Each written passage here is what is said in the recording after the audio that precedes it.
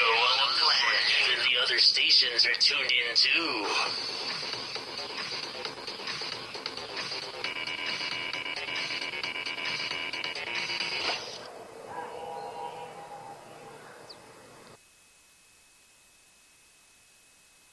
The views, opinions, and representations expressed on the Night Dreams Talk Radio Network and its website are those of the hosts, guests, and participants, and are not necessarily those of or endorsed by the network, its affiliated stations and broadcasts, the management, other hosts, or advertisers of the network.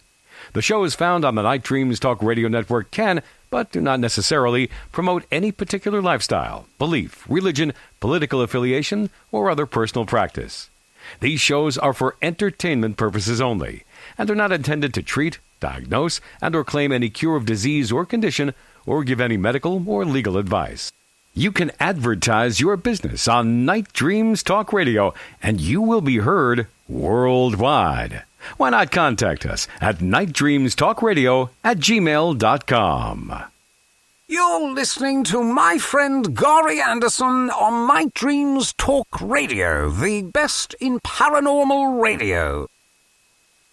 Well, hello there.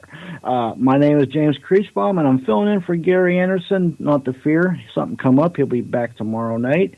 And coming to you live from our secret underground bunker. Here I am. And tonight we have paranormal investigators from the Research Institute, and we have Dan, Mike, and Scott. I believe that's the three names. How you guys doing tonight? Doing well. How's it going, James? Great. Good. So, tell us a little bit about your institute. What are you guys all about? Well, the concept of the Paranormal Institute, I formed it back in 2015. And the idea behind it was to do paranormal research a little bit different than what most of the field had been doing. That is to apply more science and less running around scared. And so we really started moving into a more objective type of investigation. One of the things that I first implemented we call cartography. And cartography was simply we have a person that sits outside of the investigation, and the actual investigators radio back to them. They log the entire investigation over the course of the night. That they will let us keep an entirely objective view. Everything that goes on minute by minute during the investigation is then logged. And we did that for a few years, and we were making some progress with it. And then we ran across Mike Nichols down in Kansas City. And Mike had an application that he had been thinking about for years and decided to develop it and work along with cartography. And I'll let Mike explain that just a little bit. Yes, I'm from Kansas City, and I used to teach a course on parapsychology at the University of Missouri at Kansas City. And I had always been fascinated by the use of random number generators and paranormal events associated with one another. The inspiration for that probably came from something called the Global Consciousness Project, and that was a program that was administered out of the Princeton Engineering Anomalies Research, or PARE laboratories, under the direction of Roger Nelson. And their idea was to put random number generators, or RNGs, around the globe and let them do their, usually in university settings, and let them just pump out random numbers and monitor them 24/7 and see if they would kind of go off the beam and start producing patterns and non-random numbers anytime something big, really big happened on the global stage. And their first success, I think, was with the O.J. Simpson trial when the verdict was read. So many people, that's why it's called the Global Consciousness Project. So many people were glued to their TVs, all focused on that one thing, that suddenly it was like the random number generators stopped being random and started reflecting the coherence of all of these people, suddenly focused on one specific event. They had another major hit with when after Princess Diana died and during her funeral, everybody was watching that, and once again the random number generators went off the rails. And of course their biggest success was during the 9/11 terrorist attacks, and that arrested the attention of the entire global community. And if you look at the data that was generated by the RNGs at that time, you see they had their largest spike ever during that time. And what's really interesting is that that spike starts to climb about 2 hours before the first plane hit the first building. So there was obviously something paranormal going on that was related to the RNG. So my idea was to simply scale that down and take an RNG into a reputedly haunted house and to see if the RNG would go off the beam at the same moment that other investigators were experiencing paranormal experiences. Maybe somebody saw an apparition, or there was an unexplained object movement like a poltergeist phenomena. And would these two things link up? And we've done this investigation a number of times now, and our success rate with these two things linking up have been extremely statistically significant. So we feel like we're bringing kind of more science into what has been just paranormal investigation up until now. Now, Mike, is your Mike, right? Correct? Are you Mike? Yes. Okay. That's correct. Okay. Mm-hmm. Now, Mike, let me ask you this: when you ran these tests, did you do it both with the investigators know that you were going to run the test to get results, and did you run it with them not knowing you was going to have the test to see if there was a difference, or how'd you go about that?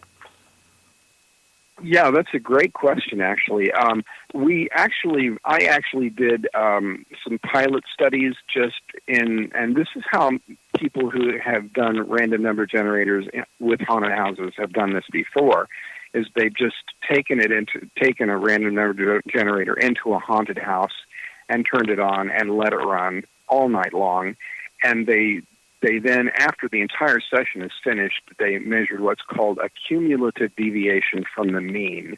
And then they would take the same random number generator and put it in a house that's not supposedly haunted and run it again and see if there was a significant difference between the two.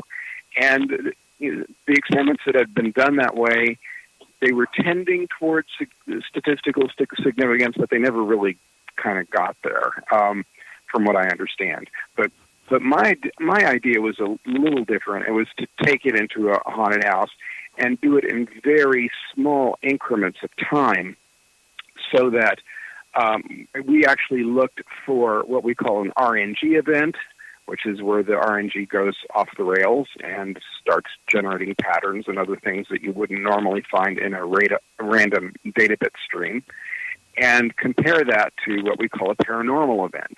And that's anytime anybody picks up, any of our researchers who fan out through the haunted house, they pick up their radio and they radio back to our command post that they've just had a paranormal experience. We don't try to interpret what that experience is. I mean, it could be anything from an objective event like an EMF meter spiking or something they caught on their FLIR, or it could be a subjective event. Maybe they just walked into a room and all the hairs on their arms suddenly stood up, or they felt a sense presence in the room or anything like that. But if they feel like it's significant enough, they will call it back to our command post. And if those two events happen within 3 minutes of one another, that's considered a hit. And so what we do at the end of the night's investigation, which is typically a 6 or 7 hour investigation, is we go back and we look at a data. We basically dump all of this into an Excel spreadsheet, which is formatted in 1 minute increments, and we look at every 3 minute interval and see if we have those two events, an RNG event and a paranormal event. Those are two things we're looking for to see if they happen together and what the chances of those occurring together are. Because, I mean, obviously, when there are RNG events happening randomly and people calling in hits on, paranormal experiences randomly, some of those are going to overlap by chance. Some are just going to be, coincidence. But when we had the rate of pairing that we have, we do something called a chi-square evaluation. And I don't know how familiar you are with probability statistics, but it basically shows you whether or not chance alone could account for those pairings. Right. And it gives you what's called a p-value, which is the probability that it could be explained by chance. So the lower the p-value, the more statistically significant it is. In science in general, like in pharmaceutical studies and things, a p-value of anything of 0.05 or less is good to go. That means you have a relationship between your two variables that is meaningful and not caused by chance. So we were hoping for a p-value of 0.05 or lower. On our first investigation that we did with this, we got a p-value of 0.00001. Now, let me ask which you meant that... I was just going to ask you, where did you do your first investigation? Was it a well-known, established haunted place, or Yes. was it... Okay. Yes, it was. It was called the Beatty Mansion, and it's in St. Joe, Missouri. Okay. So we would have gotten that result by chance only one time out of 100,000 times. And we have been able to replicate that essentially we did it with our very next investigation, which was at the Garnett House in Garnett, Kansas, where we had a p-value of 0.0000081. So we've been absolutely delirious about the results of this, this protocol, this methodology, our experimental design, because it seems to be working, and it's the kind of thing that even hard-nosed scientists have to sit up and take note of. You can't just blow this off. This isn't just a matter of seeing orbs or having spooky experiences in a haunted house. And can you take it where you can? I was going to say, can you take it where you can show even the layman, where you've got your scale, where you've got your scale showing your results, the two different ones. You bet. And you can overlap them, and when they line up, you can say, look, here's the hard facts, boom, boom, boom. They're coinciding here.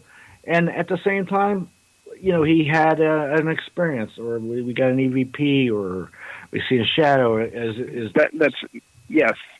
That's exactly what we're doing, and we're like when we do talks at conferences. That's exactly the thing we're showing people and talking about.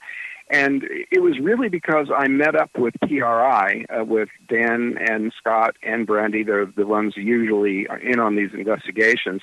They were already in the habit of logging everything that happens during an investigation. And, I mean, that was a protocol that Dan had insisted upon within their group.